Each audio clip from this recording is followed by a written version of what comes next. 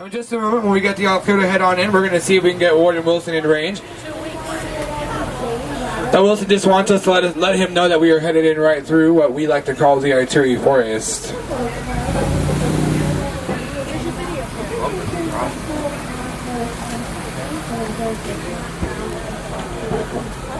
When this light off to our right here starts to flicker, that means we have the all clear.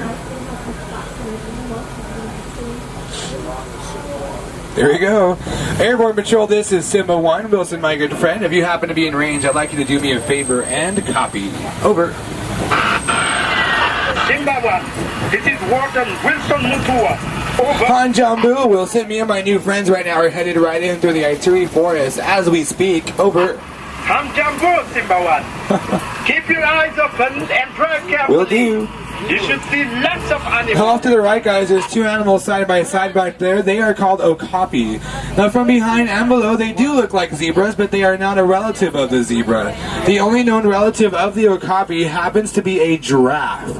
Now, the okapi was not discovered until 1901. Now, in just a moment, we're going to come up on a watering hole. A watering hole is used as a gathering for millions of animals throughout Africa. Now, one of the more rare animals that gathers here is the black rhino. Now, the black rhino is hunted nearly to extinction for their horns by poachers. Well, that, my friends, I think is very pathetic, and I'll tell you why. Because the horns of a black rhino have the same material you and I have on our fingernails and our toenails. So to be hunted nearly to extinction for something that obviously grows back, I think is pathetic. Now, because of that, there are fewer than 5,000 black rhinos left in the wild today, and it looks like we're going to get to see one laying down back there. Can you see him over there? Next to that. Now, this black and white with an orange beak bird is called a saddle-billed stork. Tallest stork in Africa. Now, this one here on the left and the one here up on the right are fully grown saddle-billed stork.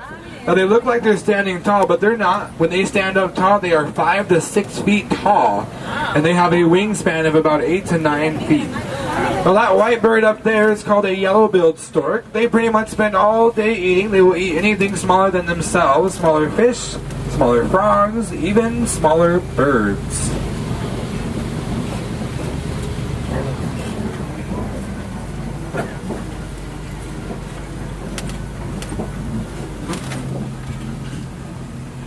That truck's driving slow. We'll let them get ahead real quick.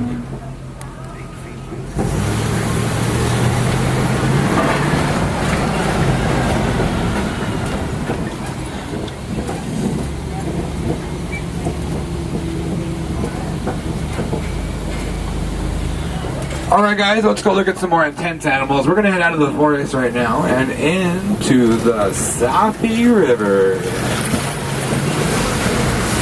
Now while we're in the Safi River, keep a lookout for those animals like the Nile hippopotamus, the Nile crocodile, and the pinkback pelican.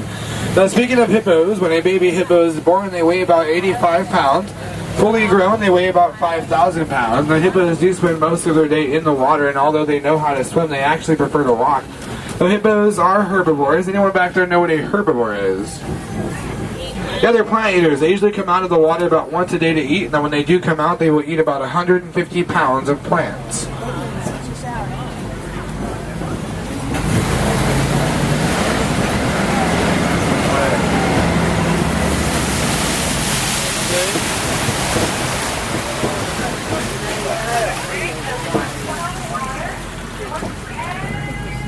Those suds right there, those are air bubbles because there's probably a hippo walking underneath there.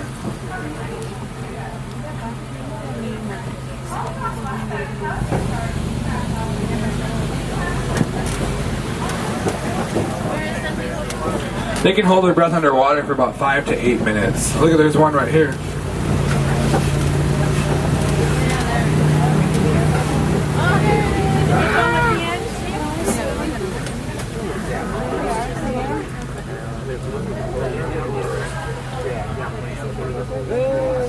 Here's one right here where the air bubbles are coming up. Well, the big white birds are pinkback pelicans. They pretty much spend all day eating as well. What they will do is work together and herd smaller fish towards shallow waters and feast. Look at, here's one right here. Look at that. Well, like I said earlier, this place has been here since 1971, so I cannot guarantee all the roads and bridges are going to be intact. But this seems to be the only way to get across, so as we cross this bridge, stay seated, please. Wow, now this is a good reason to stay seated. Look at all those, guys. Unlike those hippos, these Nile crocodiles are not herbivores, they are carnivores. They will eat anything that comes in their path. In fact, they have a jaw clench of 1,200 pounds per square inch, crushing anything that they crunch on. Well, they look hungry, we look tasty, so let's get out of here.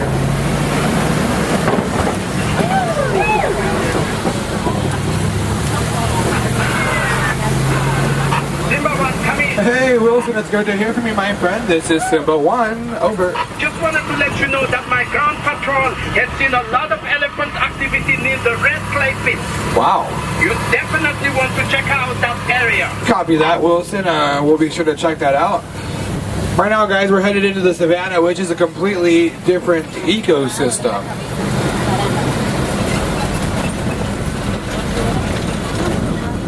But coming up right here, this happens to be one of my favorite views of the reserve. Now, the Serengeti grassland stretches out hundreds of miles throughout Africa.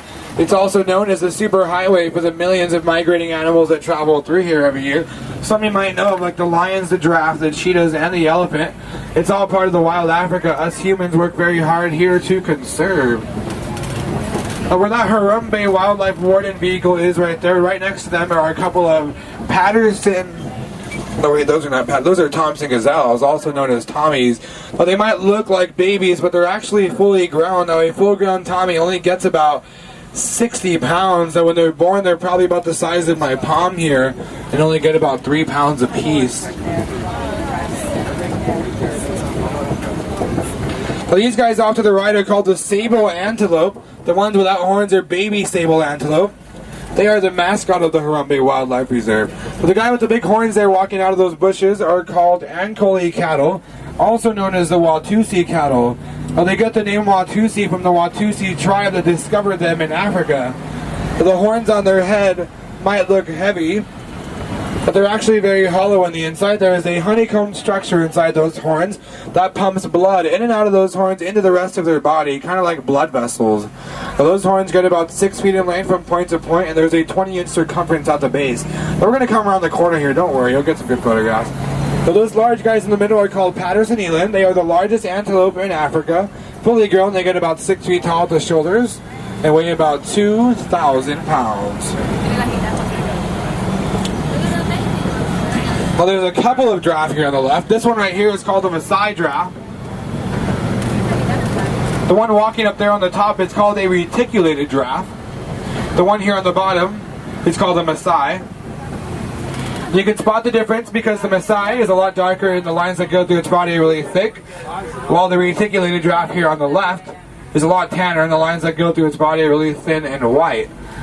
Here's another Maasai giraffe down here. Now, the giraffe is the tallest living creature on the planet.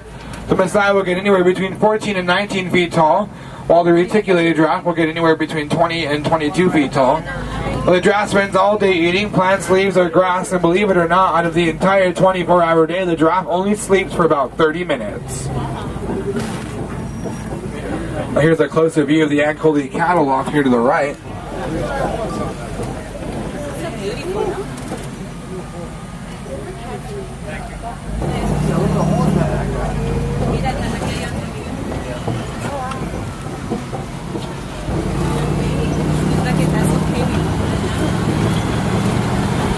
Well, look at all those Maasai giraffe up here on the right. There's quite a few of them.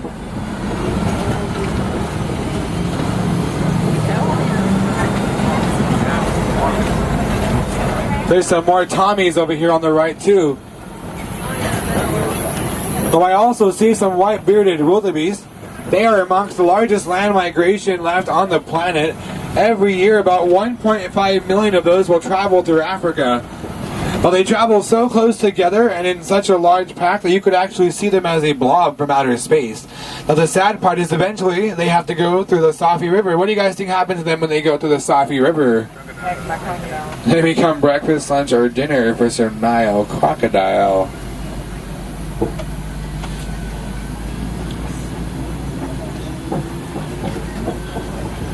Through the draft, they see something over there.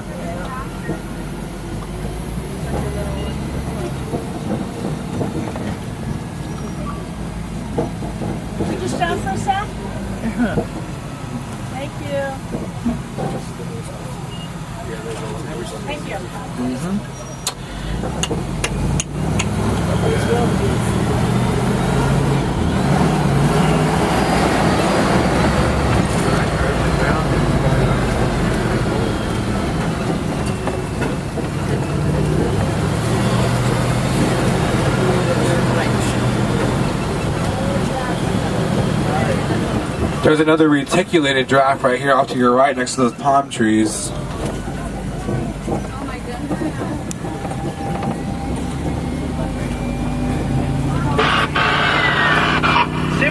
This is Wilson. What is your location? Over. Wilson, we are headed towards Monkey Point. Over. Keep your eyes open for me. We picked up a baby elephant that was wandering off What? on its own. We can't find the mother. I'm afraid poachers may be in the reserve. Poachers, alright, Wilson, we'll keep a lookout. Look at the African elephant off to your right.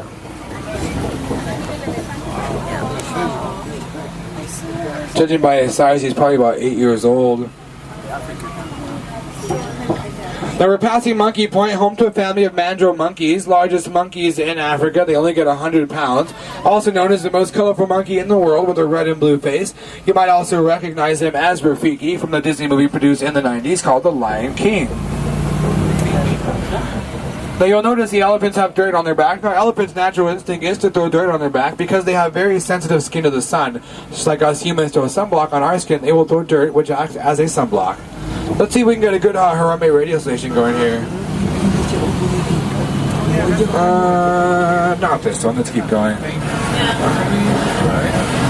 Oh, here we go. Oh, look at that one right there. Judging by the size of that one, he's probably about 4 or 5 years old.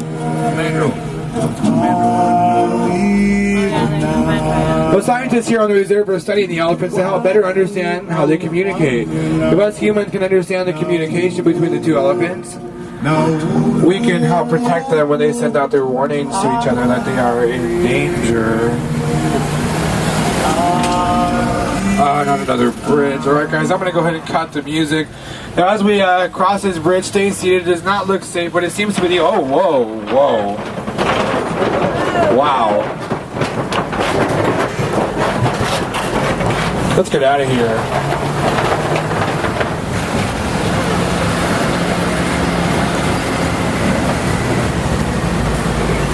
Oh, this must be that red clay Wilson was talking about earlier. Now, elephants actually eat this red clay because it gives their bodies minerals that they don't get from eating plants and leaves.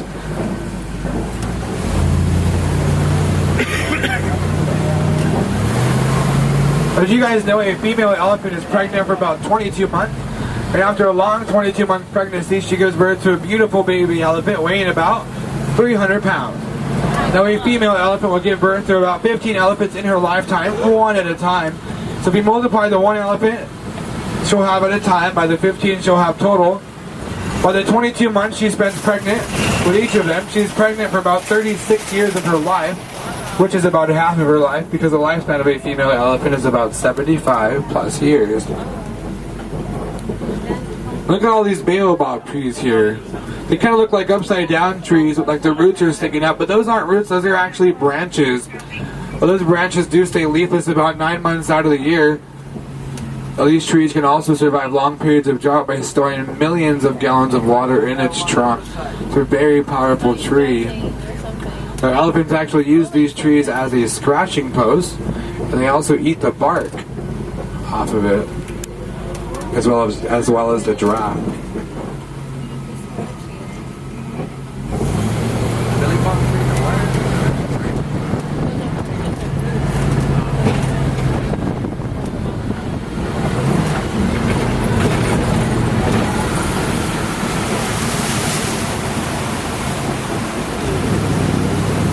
Now we're coming up on a flock of greater flamingos. Now I know these are greater flamingos because of the light shade of pink that they are. Now greater flamingos are the lightest of the flamingo species. Now they get that beautiful pink color on their feathers because they eat shrimp.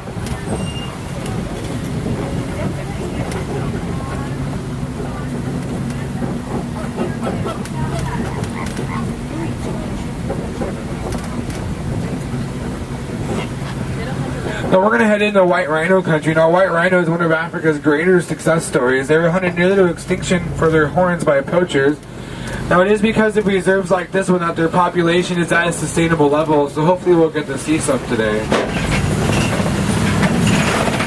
Yeah, we will. Look at that. Well, the white rhino's body is physically larger than the black rhino we saw earlier. Now within the white rhino species, it's usually the female that is larger than the male. Fully grown, the female gets about 6,000 pounds, while the male will get anywhere between 4,000 and 5,000 pounds. Look at that, right in the middle there's a baby. Now when baby white rhinos are born, they probably weigh about, I'd say, 2,000 pounds.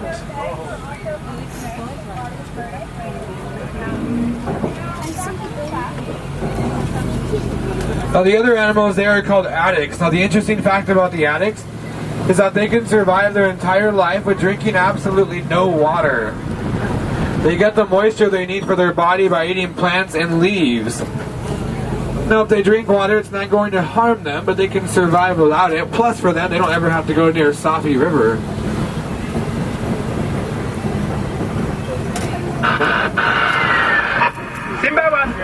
I see you at the junction. Where are you? I suggest you go west. West? It will be worth it. Alright, Wilson, if you say so, we'll go west. You got your picture before we go west? Before we go west, look at that. There's a couple of cheetahs sitting right there in the middle. Fastest land mammal on the planet. They can run 70 miles an hour. Now they do all their hunting in the daytime because their eyesight's not good in the evening time. Considering it's daytime, let's get out of here before we become some kind of a meal. Now seeing as Wilson wants us to go west, it looks like we're going to hit Kobe Rock a lot sooner than I thought we were. Now Kobe Rock is home to a pride of lions, now you will notice when we get there that Kobe Rock is on higher grounds. The lions prefer to live on higher grounds because it gives them a good lookout of the savannah for prey and predator. The lions do spend 18 to 20 hours of their day inactive. Well, they do all their hunting in the evening time. Now it's the female that does the hunting. Now while she hunts, the male does not sit around and do nothing. He will circle this rock continuously for about 7 miles, not only waiting for food to return, but also to protect the small cubs from predators like hyenas.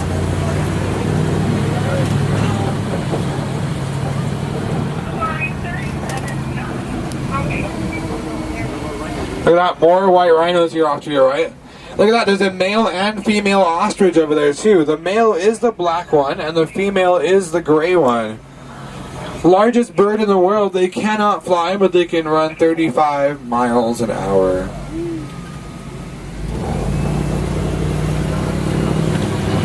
Now, it looks like those lions are deciding to play inactive.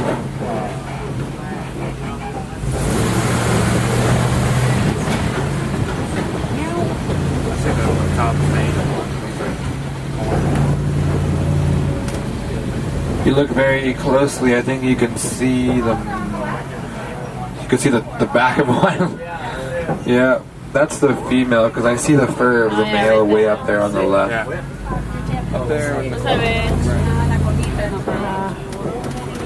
can see the behind. The ear of the one, the male up there.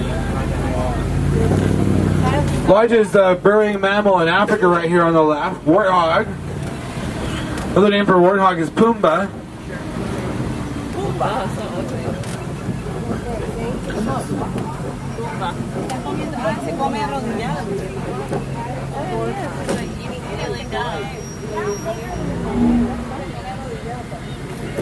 Now take a look at this on your left. Here's an ostrich nest. Not only are they the largest bird, but they also lay the largest eggs in the world. They get about 3 pounds apiece.